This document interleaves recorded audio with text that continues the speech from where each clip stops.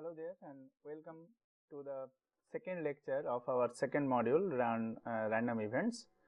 In today's lecture we will cover set theory and set operations, which is very important in the understanding of the concept of probability theory.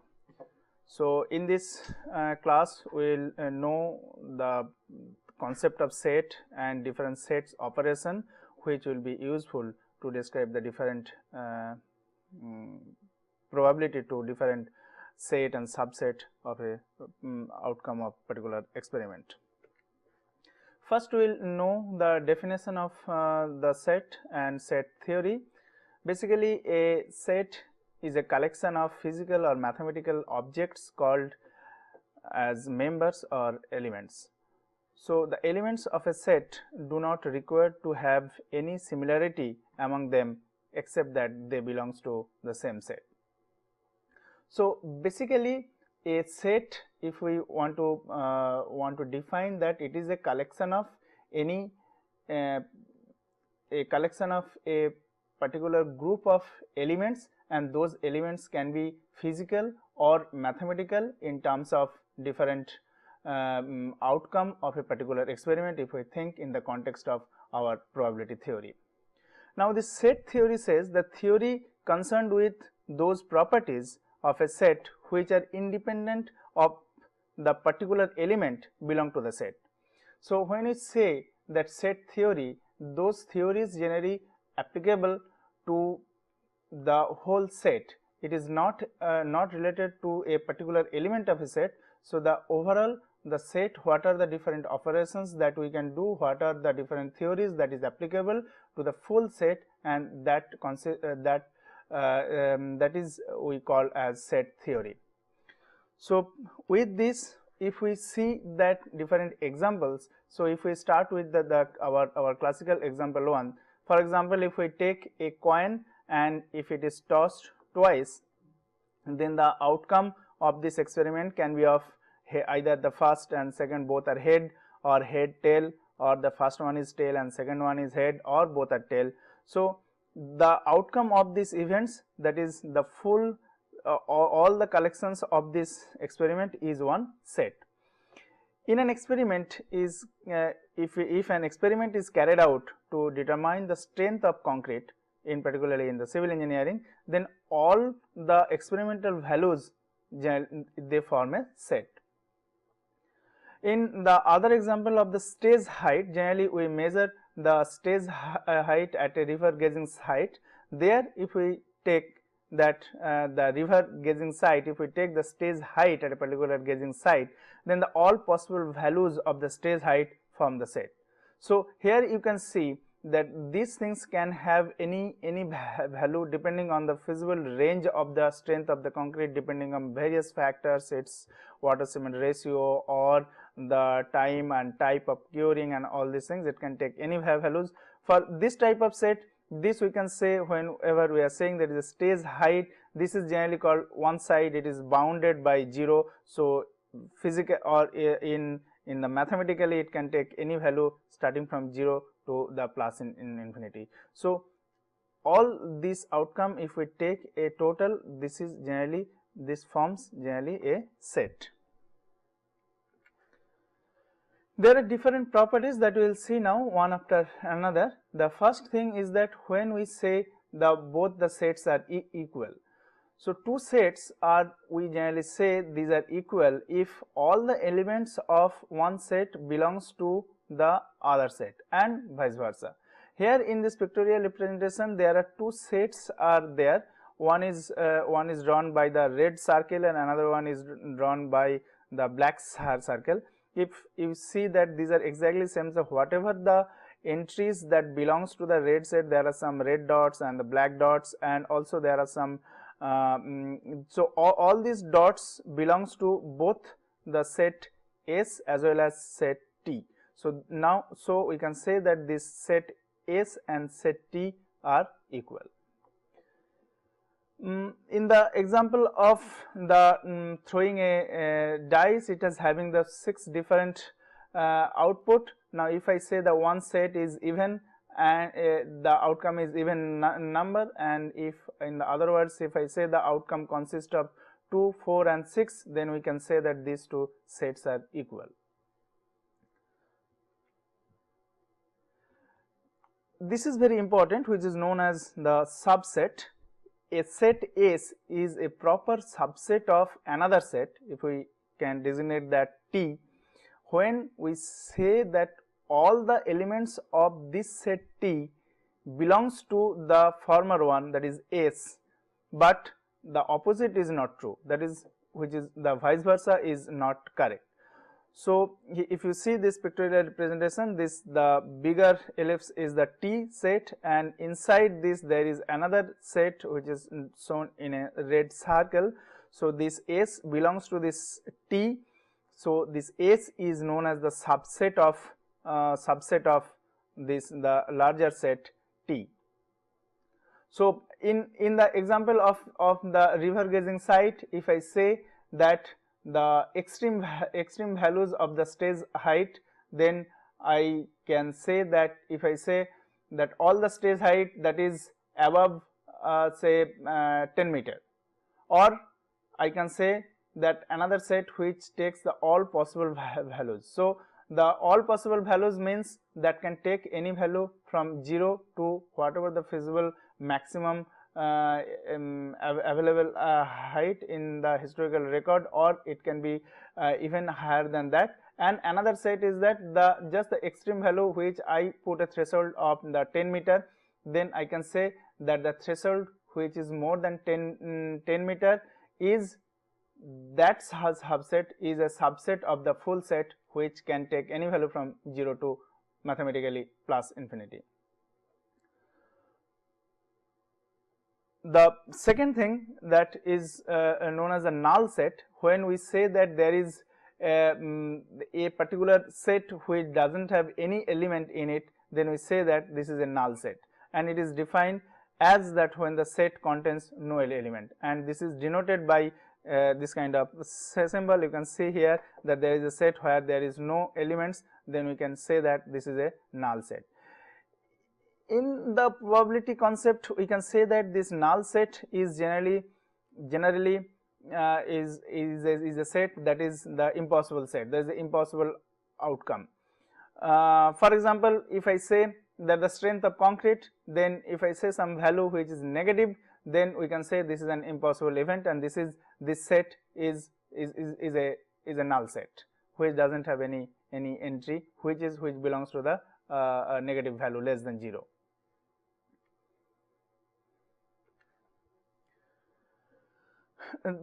Generally, the sets are classified by its size according to the number of elements that they are having. A set may be finite or infinite. A finite set consists of a whole number of elements which is known as the cardinal number. Now, if any set that is having with the cardinal numbers is called the countable set.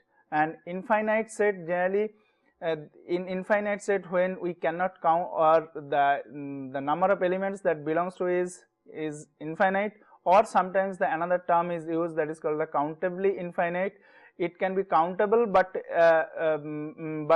it can be infinite in number. Those size of set is known as countably infinite set. So these are all the basic concept that will be useful to understand the other properties and the operations of set.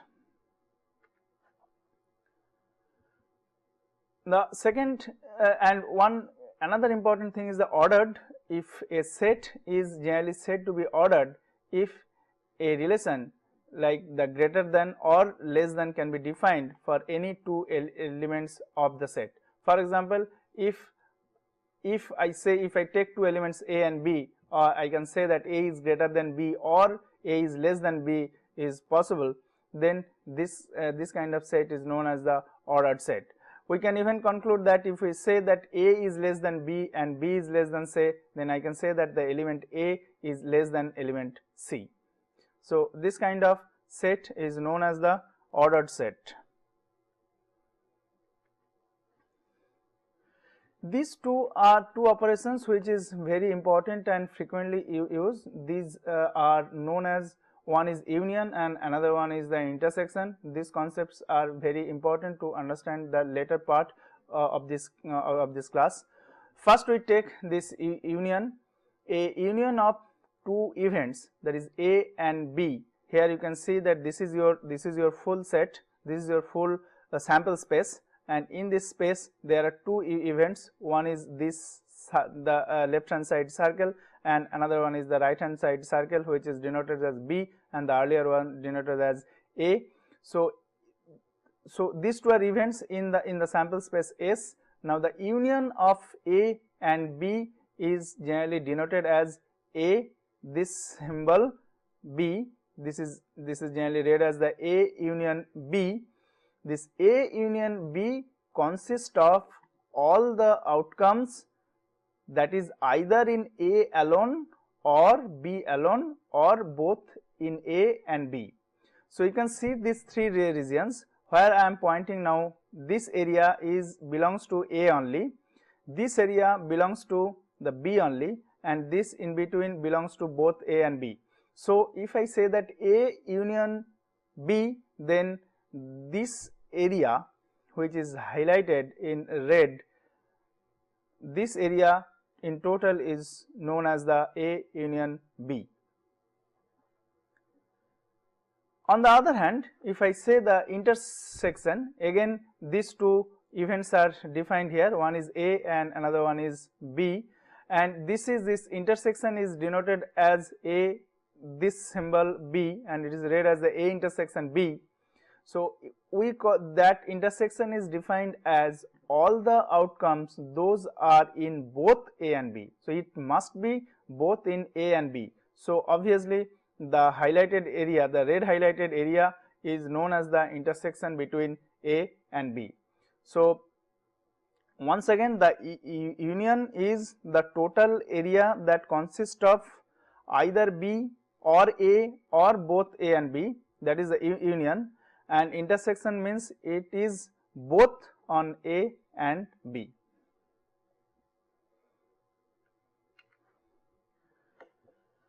There are other few concepts that is also useful here. One is the mutually exclusive set.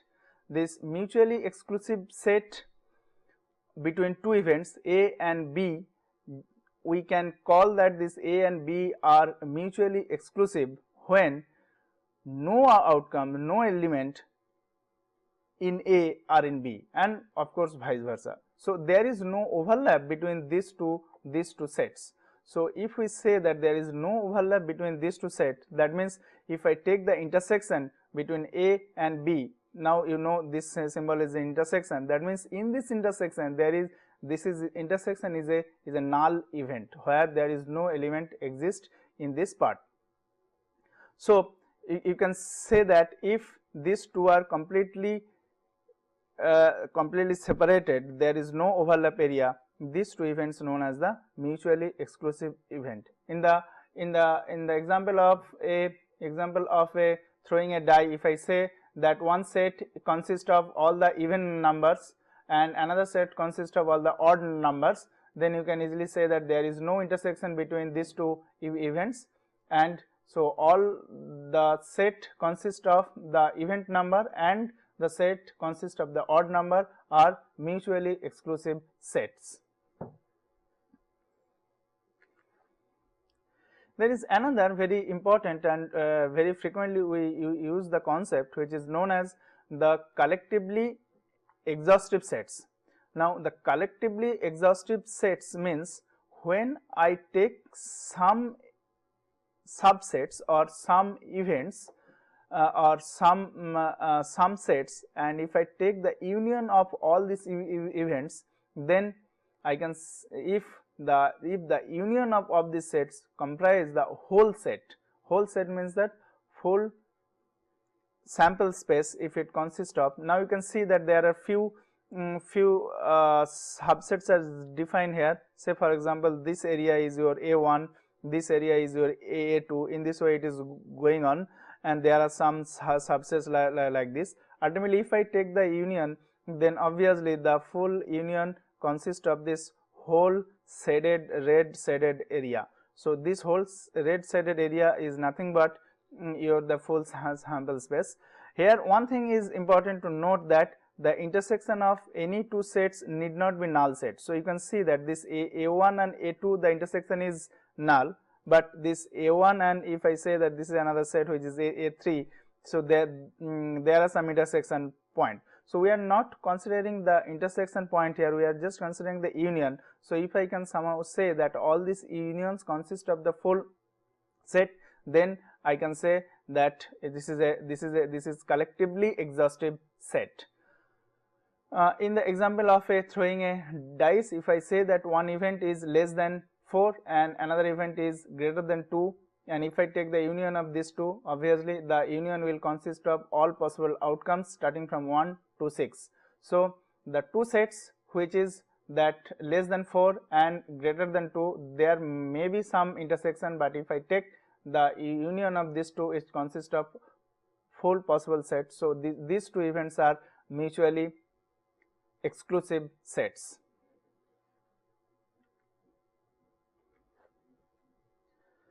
Then the partition of a set. Now this partition of a set, suppose that we have one set in hand and I want to make it partition. Here I just make, this is say the another subset A1, this is A2, and in this way it is going on and up to an. So n numbers of sets are there in such a way that there are two conditions must be satisfied. The first condition is that if I take the union of all the sets, it should consist of the full set, which is here shown as S, the full set. And if I take the intersection of any two sets as long as I is not equal to j, then this intersection AI intersection AJ should be a null set. You see here no events are intersecting each other, so the intersection between any two event, any two subset is the null set. Then we can say that this S is partitioned by A1, A2, A3 up to AN. So a partition U of the set S is the collection of there will be one word of the collection of mutually exclusive and collectively exhaustive. So this is a new word, again we will just explain it in a moment. So the mutually exclusive, this mutually exclusive means all these unions are consist of this full set, again mutually exclusive, and collectively exhaustive subset are AIs of the whole set, such that as I told there are two conditions. One is that A1 to A2, if I A1 to AN, if I take the union of all this set, it consists of the full one, and any two set intersection is 0. So in this way, if satisfying these two condition, if we can make the if we subdivide the sets, then this is known as the partition of a set.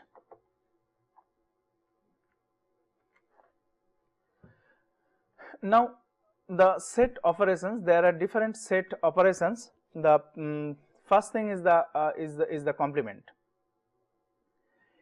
A complement of an set A are the outcome in S, those are not contained in A. So suppose that this is your the full sample space A and there is one event A. So this is your event. The complement of A is the area is the set which is not belongs to A. So if I say that the even numbers of throwing a dice experiment, if the even number consists of one event, then the complement of this set is the odd number of the outcome. So one thing is very important to note here is that if I take the union of a set and its complement, then we get the full set, full feasible set, which is S. This complement is generally denoted by either A C or A prime or A bar. So all these notations are, it's just a notational difference, but these are all the meaning are all the same, the complements of a particular set. In this class we will use this concept which is A bar to denote that which is the complement of a particular set. Another set operation which falls on this De Morgan's law. Okay, before I go to this, I should tell that these unions and intersections are also the different set operation, which is also very important, that just it is covered, and the complements also covered, and using these two things we will now explain a very important law which is known as the De Morgan's law, and that is very helpful for different kinds of operations on different sets. So this is De Morgan's law. When in a set identity all the subsets are replaced by their complements, all unions by intersection, and all intersections by unions, the identity is preserved.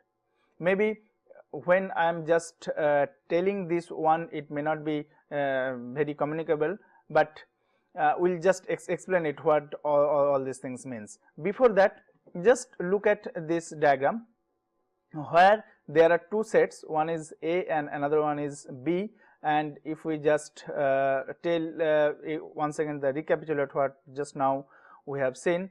So this is your A, this area is your B. So we know that this is this in between the intersection between this area which is a little bit gray looking, this is the A intersection B.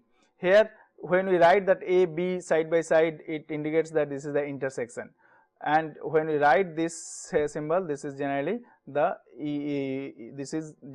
union. So this area is your A intersection B. Now so if I say this pink area around this one, then it is A complement intersection B complement.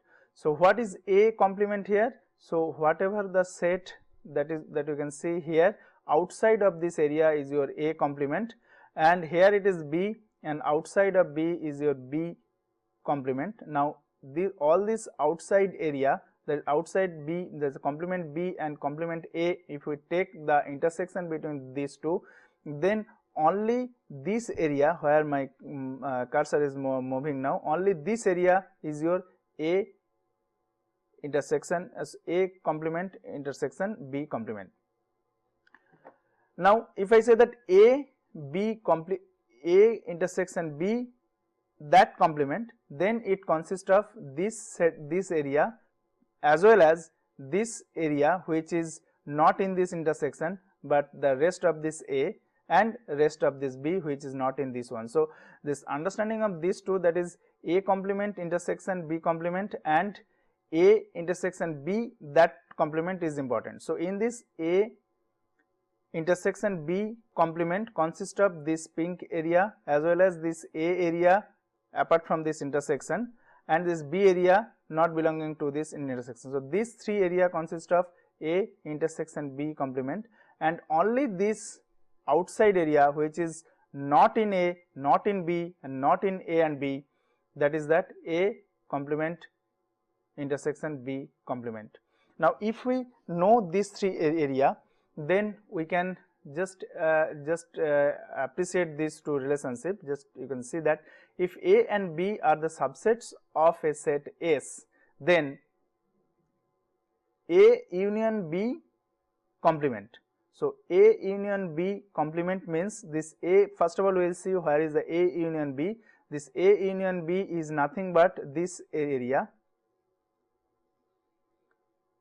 and its complement means this area, what just now I explained, which is nothing but here that A complement intersection B complement. So this relationship we can show it pictorially. Similarly, if I say that A intersection B, then the A intersection B is nothing but only this area.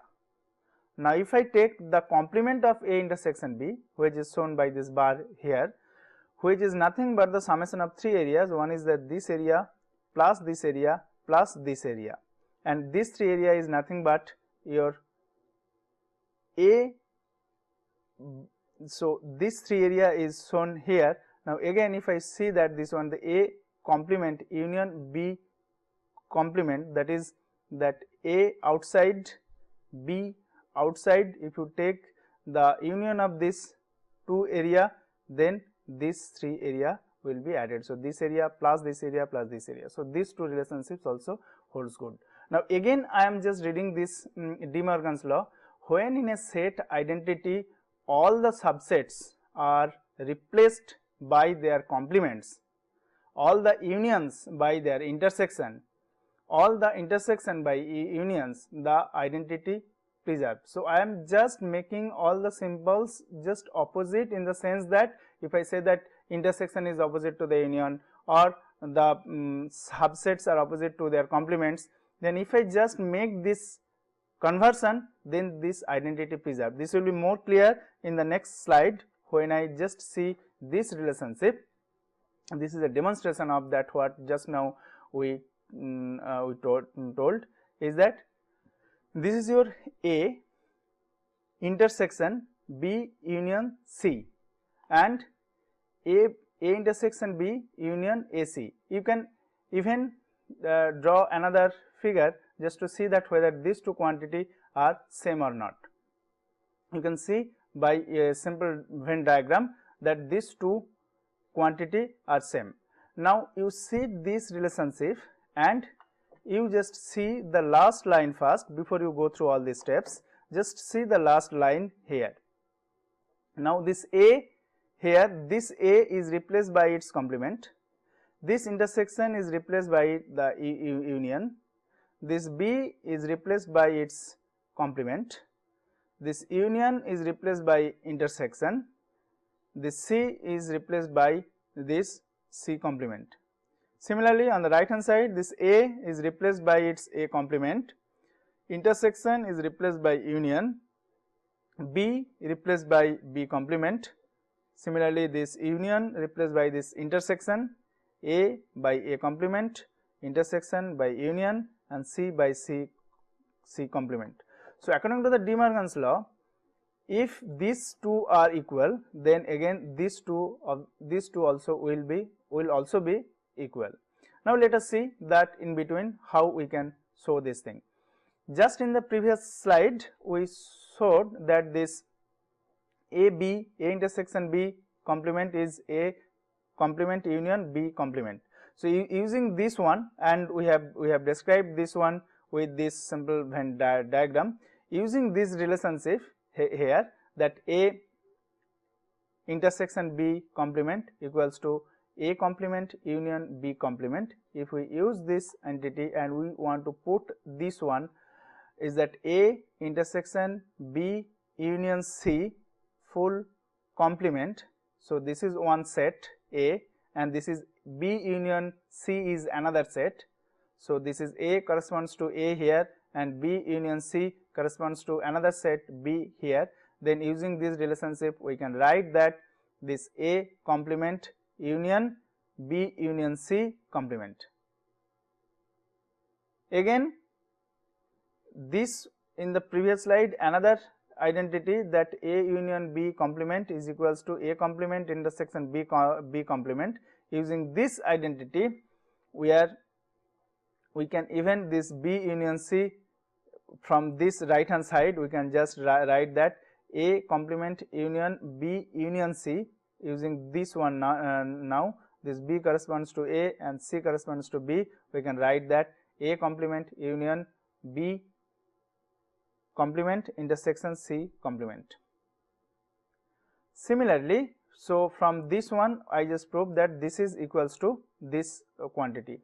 Similarly, if I use that A intersection B union A intersection C and its complement, this will be equal to, using this identity again, there this A intersection B corresponds to A and A intersection C corresponds to B. Then using this identity I can explain that this is A intersection B its complement intersection, A intersection C its complement, which is again equal to, by using this using this identity, A B equals to A complement union B complement, we just put this one here, so that we will get A complement union B complement and A complement union C complement. Now you see this relationship, that is this one is equals to this, and this entity, this set is equals to this entity. Now I have started with the relation that this set, this full set is equals to this full set.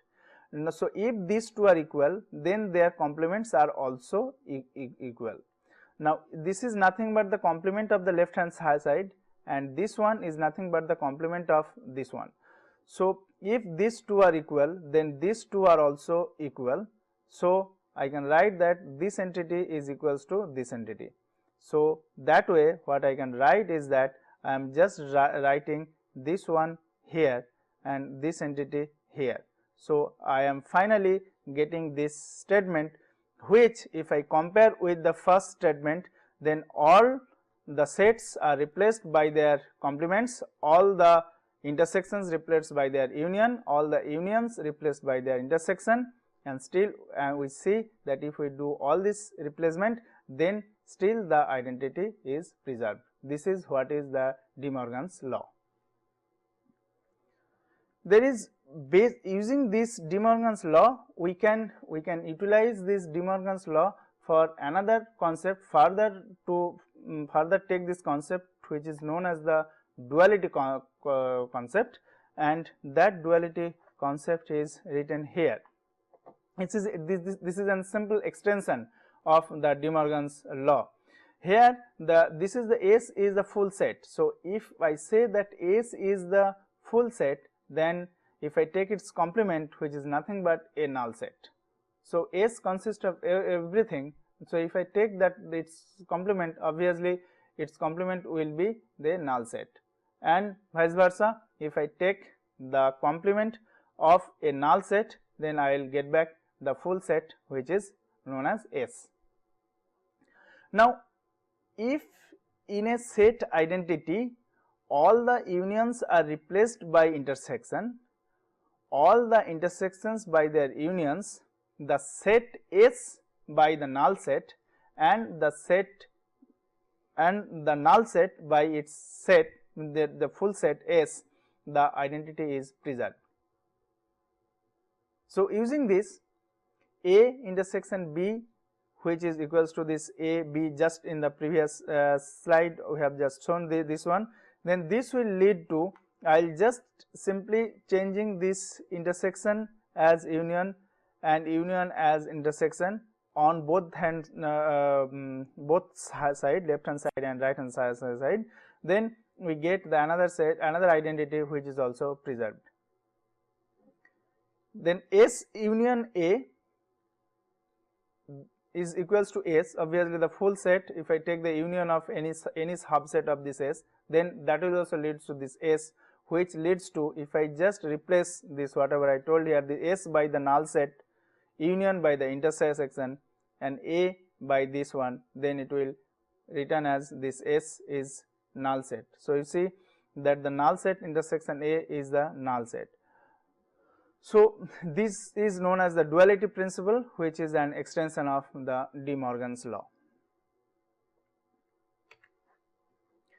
There are few other concepts also which are also useful in this set operation. Say for example, the first one is the symmetric difference.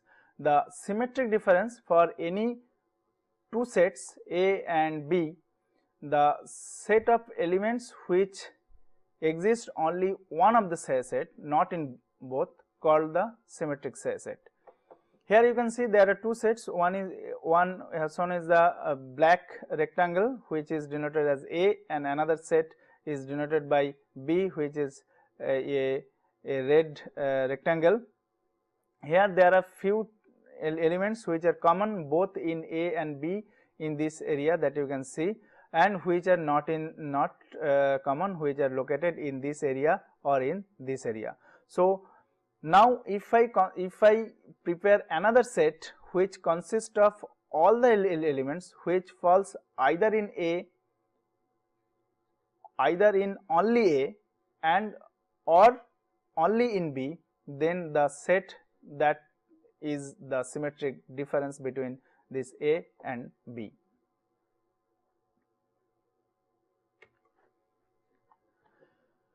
The second one is the Cartesian product.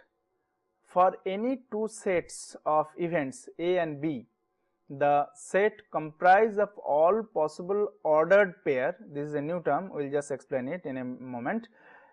The all possible ordered pair A, B, where A is a member of A and the small b is a member of B set, then this all the possible ordered pair is called the Cartesian product of A and B,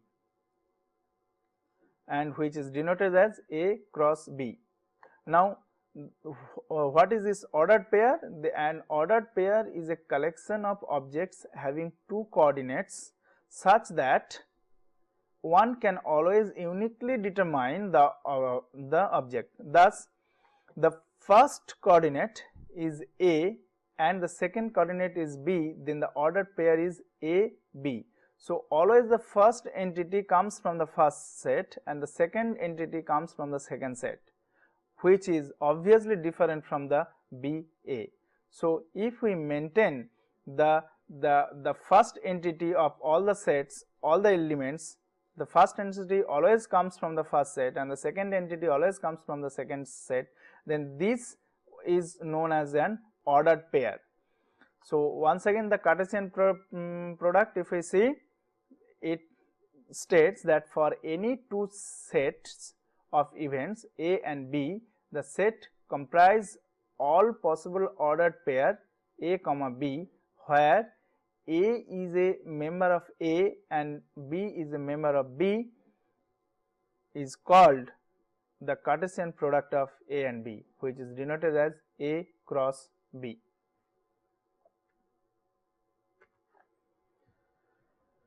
The third one is the power set. The power set, sometimes this kind of terminologies are used frequently to have the concept, is the power set of any particular set A is a set whose elements are all possible subsets of A. I repeat, the power set of any particular set A is a set whose elements are all possible subsets of A. So if I just take one set, that is 5, 6, then the power set of this particular set can consist either the null set or the one element, the first element, or the second element, or another subset can be consist of the full set, the 5, 6. So there are 4 possible subsets that can happen. So this is known as the power set of this set 5, 6. Generally we say that this any particular set is one subset of its own power set, which is obviously true. There are two more thing that we say, that open set and the closed set. The open set, a set S is called open set if any point A in S always belongs to the set even though it moves to some particular direction. And the closed set, a set is the closed set if its complement is an open set. So the concept of open set is more important, and the closed set we generally say that its complement, if the complement of a set is open set, then that particular set is closed set. Before I go to this example, if simply we say that a particular set that consists of all the integer numbers between 5 to 10, then this is a closed set. And if I say its complement, then it consists of the countably infinite numbers, and that is obviously an open set. Coming back to this particular example, which is taken from the Wikipedia, the point A, B, if they satisfy this relationship, that is a square plus b square equals to r square, which is nothing but an equation of one circle, and which is shown by this blue line here, this circle, then a square plus b square is exactly equal to r square is colored blue here. The points A, B satisfying the a square plus b square less than equal to r square, these are colored red. So there are, this red area consists of many points which satisfies the relationship a square plus b square less than r square, and this circle, this blue circle also consists of many points where it which satisfies this relationship a square plus b square is equal to r square. These red points forms an open set. These red points, what we can see that in between the inside this blue circle, that forms an open set. The union of this red and the this will be blue. The red and the blue points forms a closed set. The union of red and blue points forms the closed set, because if I take the complement of this union, so this union is nothing but this full area, red area including this blue area. If I take the complement of this this set, then it is completely outside. So that is an open set. So that is why this union is a closed set. There is another important concept that is generally say that this is a Borel set. The concept like this, that suppose there are some events, n number of sets, A1, A2, A3 is infinite sets in some class F. Now if we say that the union of any number of sets here from this A1 to An, or intersections between any two or more than two sets, all these possible cases, all the unions, all the intersections of these sets also belong to the same class F, then the F is known as the Borel field or Borel set. So this is important when we say that we in particularly in the probability theory, when we say that there are some events and which belongs to a class F, whether that probability can be applied to their unions, to their intersection. So to apply that one, this condition must be satisfied, that is that particular set should be a Borel set or a Borel field. Another important thing is the sigma algebra. A sigma algebra is a set S is a non-empty collection of capital sigma here of subsets of S, including S itself. Obviously S is also included, that is closed under complementation and countable unions of its members. So here importantly there are three conditions. One is that set must be non-empty. This is the first condition. Second condition, it should be closed set under its complementation. If I take its complements, then the complements should also be closed, and the countable union of the set also is it is closed under these countable unions also. So there are three conditions for a set. If these three conditions are satisfied, then that set is known as the sigma algebra.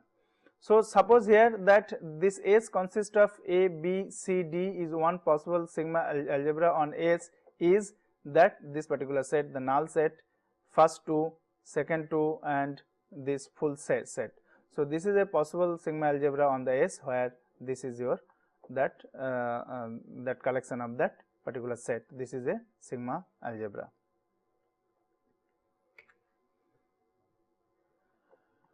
The probability space. This probability space here is important because that this is the way how we link between the set theory and the probability concept. So, in this probability concept, the sample space S or sigma is called the certain event, its elements, experimental outcome, and its subsets are events.